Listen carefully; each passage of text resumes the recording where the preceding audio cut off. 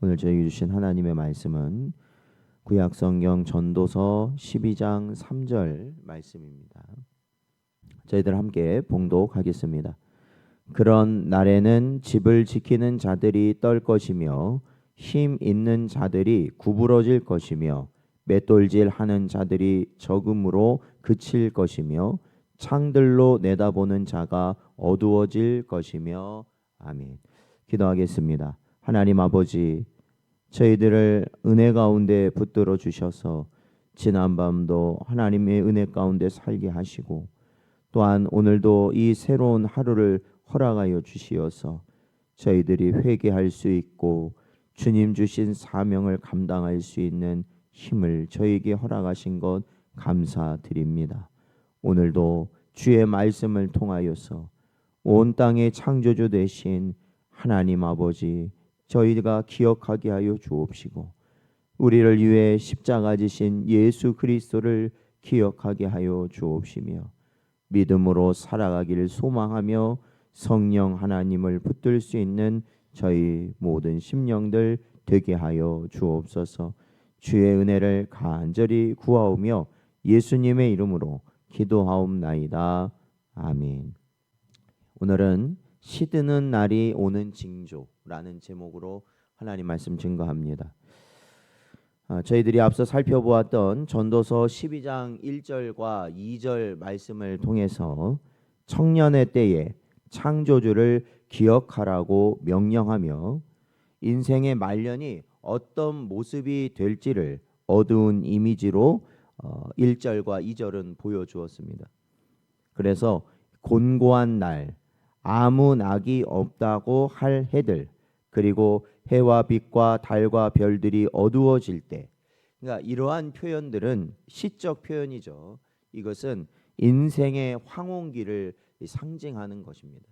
그러니까 이 땅에 있는 모든 인생들은 바로 이러한 말로를 맞게 된다라는 것이죠. 우리가 오늘 읽은 3절 말씀은 바로 이러한 인생의 말로에 대한 구체적인 증상들 그리고 징조들을 아주 생생하게 보여주고 있습니다. 육체의 쇠약함과 기능의 저하, 감각의 상실을 통해 인간의 연약함과 피할 수 없는 쇠퇴를 보여주는 말씀이 오늘 본문입니다. 그러나 전도자는 이러한 인생의 말년을 우리에게 이렇게 자세하게 상세하게 보여주는 것이 우리에게 낙담이나 아니면 좌절 그리고 두려움을 가지라고 말하는 게 아닙니다. 간혹 전도서 말씀을 보다 보면 헛되고 헛되니 모든 것이 헛되다라는 이러한 말씀을 통해서 하나의 우리가 이 땅을 살아가면서 그래 아무것도 쓸모없다, 정말로 사람을 낙심시키는 그러한 말로 이 말씀을 받아들일 때가 간혹 있습니다. 그러나 이것은 우리의 실상을 보여주는 것입니다. 그러니까 실상을 보여주는 것. 그러니까 우리가 몸이 아파서 병원을 갔는데 가벼운 병인 줄 알고 병원에 갔는데 갑자기 의사 선생님이 당신은 암입니다 이렇게 말을 하면 어떻습니까? 듣는 사람의 마음이 어떻겠어요? 당연히 무너지겠죠. 그러나 여러분, 의사가 그 사람에게 암이라고 말한 이유는 그 사람에게 마음이 무너지라고 말하는 게 아니라 어떻게 하라는 거예요? 암이니까 치료를 받아서 살라고 말을 하는 거겠죠. 당연한 거 아니겠습니까? 하나님의 말씀도 마찬가지죠. 우리는 죄인이라고 하나님의 말씀은 언제나 말을 하고요. 우리의 인생의 말로는 이렇게 비참해지는 것이 정해진 것이다 라고 성경은 계속 말하고 있어요. 그걸 왜 말하느냐는 거죠. 너희는 그렇게 살다가 그렇게 죽을 수밖에 없다, 이거를 말하려고 하는 게 아니라 바로 하나님을 기억하라는 것이에요. 그러기 때문에 주 예수 그리스도를 믿으라는 것이에요. 그렇기 때문에 우리 성도들이 사실 이러한 소망 없는 세상 가운데서도 참된 소망을 가질 수 있는 이유를 전도서 말씀은 우리에게 주고 있다라는 것입니다. 오늘 본문 말씀을 보면은 사실은 이게 3절 말씀을 보면 우리가 이게 뭐 잘 이해가 되지 않을 부분도 있습니다. 그런데 이게 시적 표현이에요. 이것도요. 그래서 여기 보면 여러 표현들이 나오는데 이거는 다 어떠한 것을 의미하냐면 우리 신체가 노쇠하여짐으로 그 기능이 상실되어 간다는 것을 시적으로 표현하고 있는 겁니다. 그러면 오늘 본문을 조금 찬찬히 살펴보겠습니다. 먼저 3절 보니까 그런 날에는, 그러니까 그런 날이라는 건 앞서 말했던 인생의 말로, 그렇죠? 예, 우리가 이 점점 노쇠해지고 힘들어지는 그러한 노년의 시대가 되면 어떻게 되느냐? 먼저는 집을 지키는 자들이 떨 것이다라고 말하고 있습니다. 여기서 집을 지키는 자들이라는 것은 우리 육신에 있는 손과 팔, 곧 우리 육체의 기능적 중심을 의미하는 겁니다. 그러니까 손은 일을 하고 잡고 쓰고 누리는 수단입니다. 그러나 노년이 되면 어떻게 되느냐? 손이 어떻게 돼요? 떨리기 시작한다는 거죠. 그러니까 내가 그전에는 마음대로 할 수 있었지만 더 이상 그렇게 할 수 없는 상태가 된다는 것입니다. 그래서 우리가 무엇을 자랑하든 결국 그것은 사라지게 된다라는 것이죠. 그러므로 사랑하는 성도 여러분, 손이 움직일 수 있을 때 가장 귀한 걸 하십시오. 손이 내 마음대로 움직일 수 있을 때 귀한 거를 하셔야 된다는 거예요. 즉 하나님 섬기기를 위해 여러분이 손에 사용되기를 간절히 축원드립니다. 성경을 펼칠 수 있을 때 펼치고 기도할 수 있을 때 기도하고 손을 모아 하나님께 나아갈 수 있는 여러분 되시길 바랍니다. 고린도후서 4장 16절 말씀을 보면 그러므로 우리가 낙심하지 아니하노니 우리의 겉사람은 낡아지나 우리의 속사람은 날로 새로워지도다라고 말씀하고 있습니다. 그렇습니다. 손이 떨리기 전에 주의 일을 즐거이 감당하는 복된 여러분 되시기를 축원드립니다. 그리고 그 다음 보면은 어떠한 것이 나오냐면 힘 있는 자들이 구부러질 것이며 이렇게 나오고 있습니다. 여기서 힘 있는 자들이라는 것은 육체의 지탱을 맡는 다리와 허리를 상징합니다. 그렇죠? 다리와 허리. 시간이 지나면 다리는 어떻게 되느냐? 구부러집니다. 그리고 허리 역시 굽어집니다. 젊을 땐 모든 세상 만사를 내가 다 감당하는 것처럼 살아갑니다. 그러나 나이가 들면 어떻습니까? 자기 스스로의 무게도 감당하지 못한다라는 것입니다. 그러므로 지금 여러분의 등과 다리가 곧을 때 하나님의 교회를 위해 헌신하셔야 한다라는 것입니다. 예배당으로 걸어갈 수 있을 때 더 자주 하나님께 나아가야 하는 것입니다. 그게 지혜로운 자입니다.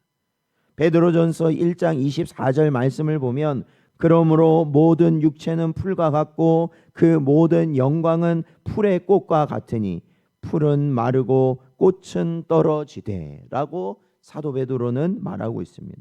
사랑하는 성도 여러분, 그러기에 더 우리의 허리가 굽기 전에 주 앞에 겸손히 무릎을 꿇을 수 있는 여러분 되시기를 축원드립니다.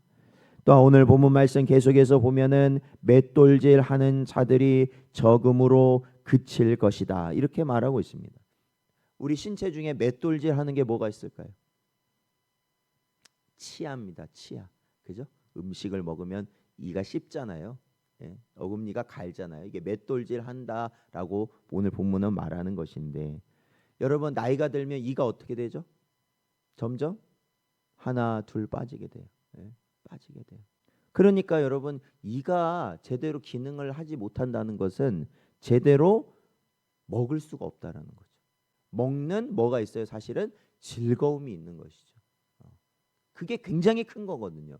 근데 그 즐거움이 줄어든다라는 것입니다.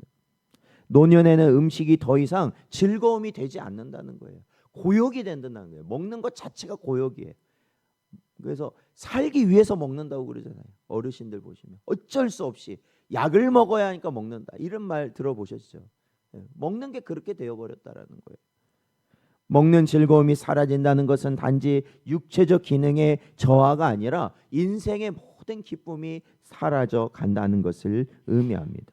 그러므로 지금 맛있는 것을 누릴 수 있을 이때에 하나님 주신 일상의 모든 것을 감사함으로 누릴 수 있는 여러분 되시길 바랍니다. 가정의 밥상 앞에서 작은 일에 감사하는 연습을 우리는 해야 되는 거예요. 이거 진짜 감사. 데살로니가전서 5장 18절 말씀을 보면 범사에 감사하라. 이것이 그리스도 예수 안에서 너희를 향하신 하나님의 뜻이니라 우리에게 말씀하고 있습니다. 사랑하는 성도 여러분, 그러기에 우리의 일상을 잃어버리기 전에 오늘 주어진 은혜를 감사함으로 누리시는 여러분 되시길 바랍니다. 오늘 본문 말씀 계속 보면 그 다음에 뭐가 나오느냐? 창들로 내다보는 자가 어두워질 것이다 라는 것이죠. 창들로 내다본다, 이것은 눈을 상징합니다. 나이가 들면 시야가 흐려지고 세상이 어두워집니다. 이제 저도 40대 후반인데요, 제 주변에 있는 분들 보면은 벌써 어떻게 되느냐, 잘 안 보인다는 말을 벌써 합니다. 네. 눈이 흐려져요.